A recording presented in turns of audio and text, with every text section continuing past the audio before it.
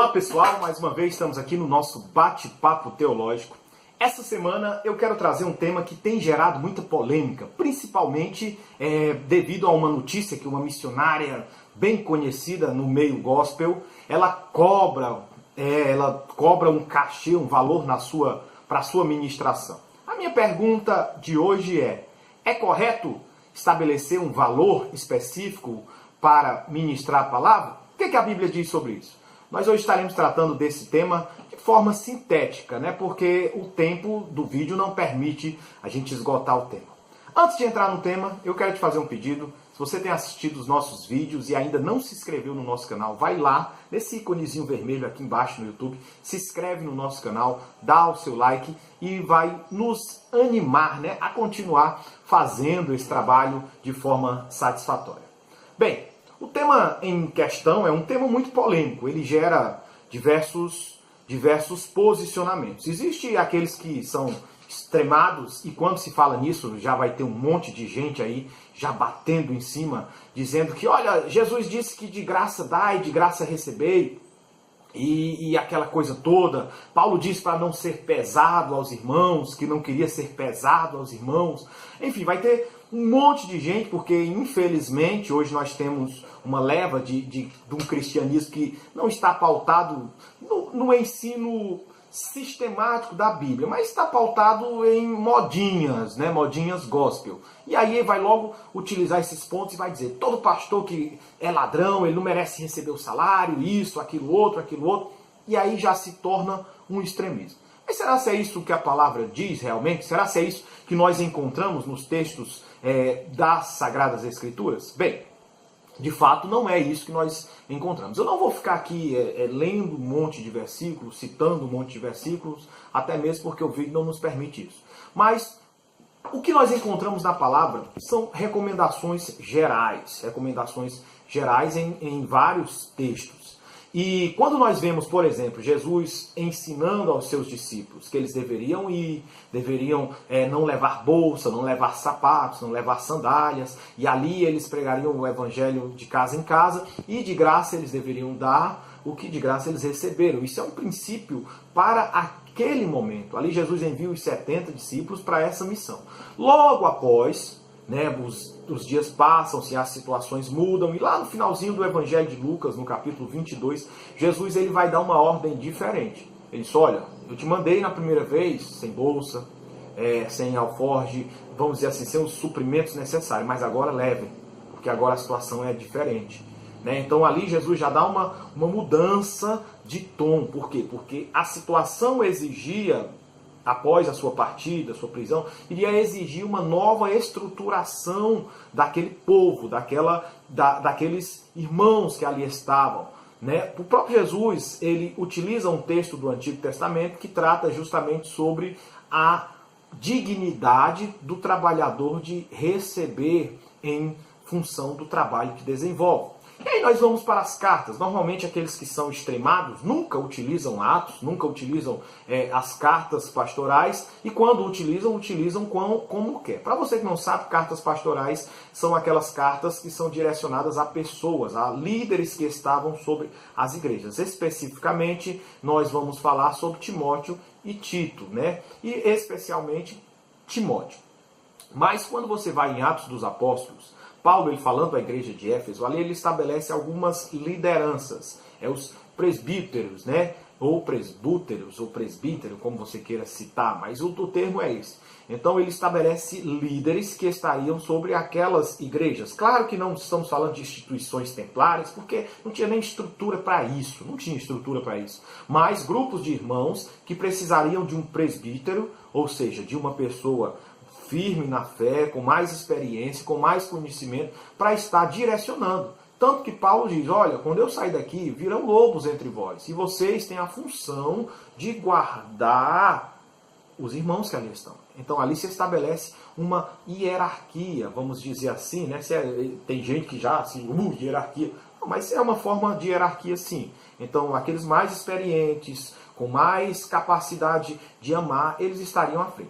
Mas também da mesma forma, nós vamos ver posteriormente Paulo escrevendo a sua segunda carta aos Coríntios, lá no capítulo 11, né, do versículo 7 em diante, as pessoas normalmente não lê do 7 em diante, lê versículo, trechinhos isolados, que Paulo diz assim àquela igreja: olha, eu não quis ser pesado a vocês. Ok, Paulo diz isso mesmo. Paulo diz à igreja de Corinto: eu não quis ser pesado a vocês, mas ele não diz em tom de que ele não queria trabalhar, mas ele diz de outra forma. Ele diz assim: eu não fui pesado a vocês, mas vocês deveriam me sustentar. Vocês deveriam me sustentar por quê? Porque a igreja da Macedônia, ela foi que me deu o que era necessário. Então eu acabei sendo pesado, recebendo o que é necessário para mim viver, daí de outras igrejas, né? De outras igrejas. E por fim, Paulo ele vai até a igreja escrevendo a Timóteo, e aqui eu estou tentando sintetizar para o vídeo não ser longo. Ele vai a Timóteo, né, em sua carta, quando ele escreve a Timóteo, no capítulo 5, né, versículo 17 em diante, e ele diz uma coisa interessante. Ele diz que aqueles que estão aptos a ensinar são dignos de duplicados honorários, né? E aí, esse texto eu fico vendo algumas pessoas que rejeitam a ortodoxia da igreja falando bobagem, né? O texto no original utiliza a expressão diples, né, times, né, ou seja, duplicada honra. Times, ou time, que é a palavra em grego, e aqui times porque é um genitivo, essa palavra ela dá o entendimento, é financeiro mesmo, é dinheiro mesmo.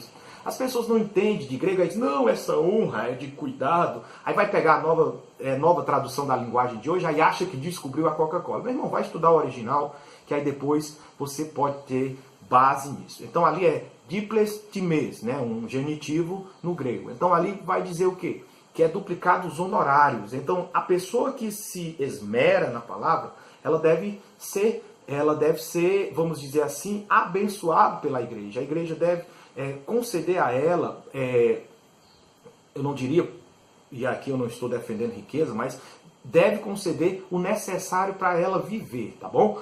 E outra coisa que nós precisamos observar, nesse mesmo texto de 1 Timóteo, mais na frente, no desenrolar, Paulo vai utilizar a mesma linguagem de Jesus, que utiliza a mesma linguagem do Antigo Testamento, que vai falar que não se deve atar a boca do boi enquanto ele debulha, ou seja, ele deve se alimentar, ele deve ter cuidado. Se isso não está bom para você, talvez você nunca tenha ouvido falar nisso, mas eu vou falar sobre um dos primeiros manuais didáticos da igreja, do século II, né, do início da igreja, que é o chamado Didaquê.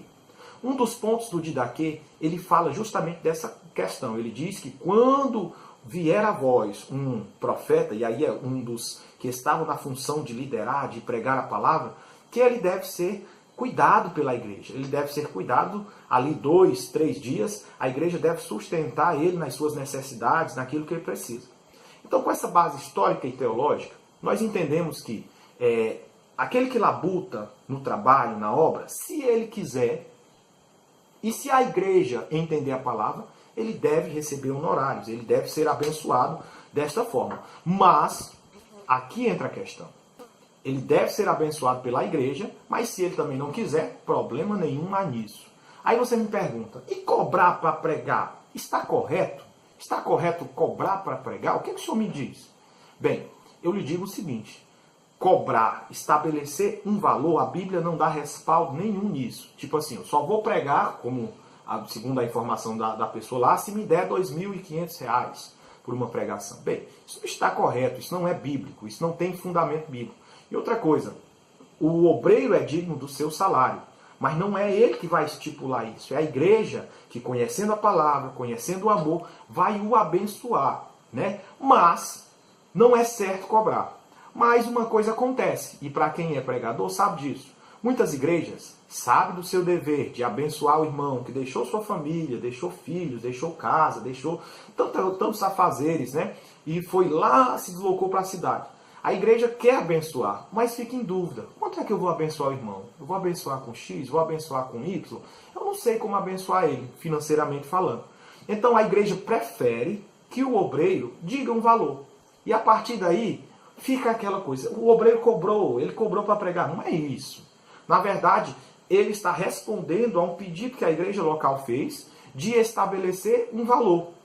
Então, ele estabelece um valor X. Eu mesmo já tive o prazer de convidar irmãos para pregar, alguns irmãos abençoados, e eu preferia que ele dissesse o valor, né? Que ele dissesse, irmão, me diga aí um limite que o senhor quer que a gente abençoe você, porque às vezes fica constrangido, ninguém sabe as necessidades do irmão, ninguém sabe o que ele precisa, como está na casa dele. Então eu preferia que os irmãos estabelecessem ali um limite, não como valor. E aí vai entrar o bom senso, né? Infelizmente, no nosso meio, tem pessoas que estão achando que são estrelas gospel, né? Cobram 6 mil, 20 mil, misericórdia. Isso aí, meu irmão, você vai prestar conta, né? Claro, se é para um evento secular, em que um evento, vamos dizer assim, particular, que vai se cobrar R$ 50 no ingresso, e aí ele está lá como um músico, como um palestrante de teologia, é outra história. Aí ele vai estar lá como um profissional. Mas para ministrar uma igreja, o que cabe é o bom senso.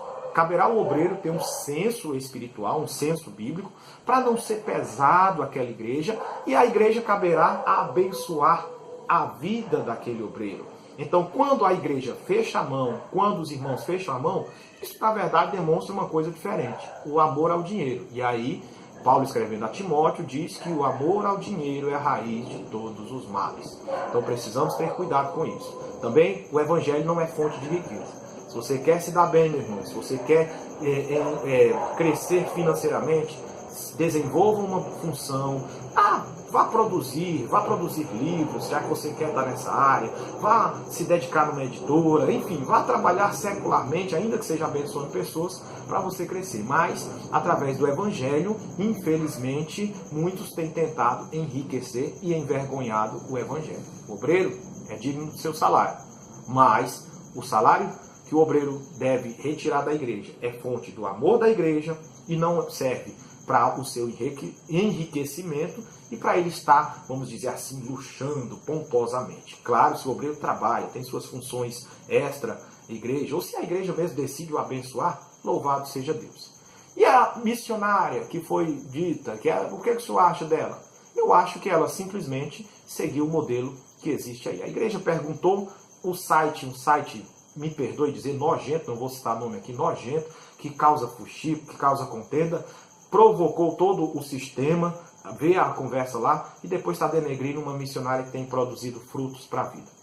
É isso aí, eu sei que não tratamos de tudo, sei que vai chover de comentários aí abaixo do nosso, até alguns concordando, outros não, mas fica aí o nosso bate-papo teológico de hoje, depois a gente continua. Qualquer coisa, você nos escreve e a gente está respondendo. Bem, de já, mais uma vez eu te peço, se inscreve no nosso canal, compartilha esse vídeo e até a próxima. Um abraço e Deus te abençoe em nome de Jesus.